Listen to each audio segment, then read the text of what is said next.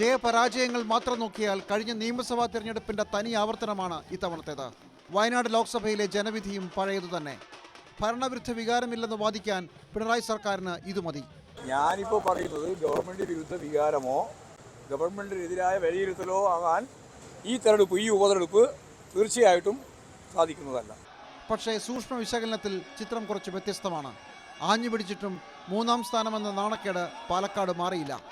Doctor സരിനിലൂടെ ഭരിക്കുന്ന മുന്നണിക്ക് കഴിഞ്ഞ തവണത്തേക്കാൾ 860 വോട്ടേ അധികം നേടാനായുള്ളൂ. സന്ദീപ് വാര്യർക്കെതിരെ പരസ്യം കൊടുത്തിട്ടൊന്നും മുസ്ലിം വോട്ടുകൾ ഇളകിയതുമില്ല. SDP-യും ജമാഅത്തെ ഇസ്ലാമിയും മറുപക്ഷത്തേക്ക് ചാഞ്ഞതാണ് കാരണമെന്നൊക്കെ വെറുതെ പറയാമെന്ന് മാത്രം. ആകെയുള്ള ആശ്വാസം രാഹുൽ മാങ്കൂട്ടത്തിൻ്റെ റെക്കോർഡ് ഭൂരിപക്ഷത്തിന് കാരണമായത് ഇടതു വോട്ടല്ല, BJP വോട്ടിലെ ചോർച്ചയാണ് എന്നതാണ്.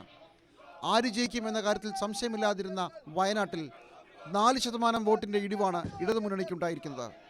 ഇതിനിടെ ചേലക്കരയിലെ 12,000-ലധികം വോട്ടിൻ്റെ വിജയമാണ് ഇടതുമുന്നണിക്ക് ശരിക്കുള്ള പിടിവള്ളി. കഴിഞ്ഞ തവണത്തേക്കാൾ ഇത് 27,199 വോട്ട് കുറവാണ് എന്നത് വേറെ കാര്യം. ഇടതു കോട്ടയിൽ നിന്ന് ഇത്രയും വോട്ടുകൾ ചോർന്നുപോയത് ഭരണവിരുദ്ധ വികാരമാണെന്ന് പ്രതിപക്ഷത്തിന് വാദിക്കാം. അപ്പോഴും 12,000-ന് മുകളിലുള്ള UR പ്രദീപിൻ്റെ ഭൂരിപക്ഷം ആധികാരികമാണെന്ന് ഭരണപക്ഷത്തിനും തർക്കിക്കാം. ഇതിനിടെ ഭരണവിരുദ്ധ വികാരമൊന്നും വോട്ടായില്ലെന്ന് വെടിപൊട്ടിച്ച് K. മുരളീധരൻ പിണറായി സർക്കാരിനെ സഹായിച്ചിട്ടുമുണ്ട്. ഭരണവിരുദ്ധ വികാരം എപ്പോഴും വോട്ടായി മാറണമെന്നില്ല എന്നൊരു സൂചന കൂടെ ചേലക്കര ഞങ്ങൾക്ക് നൽകുന്നു. ഭരണവിരുദ്ധ വികാരം ഇല്ല എന്നാണ് CPM അവകാശപ്പെടുന്നത്. അങ്ങനെ തന്നെ നിങ്ങൾ വിശ്വസിച്ചാൽ മതി. ഞങ്ങൾക്ക് അതാണ് സന്തോഷം.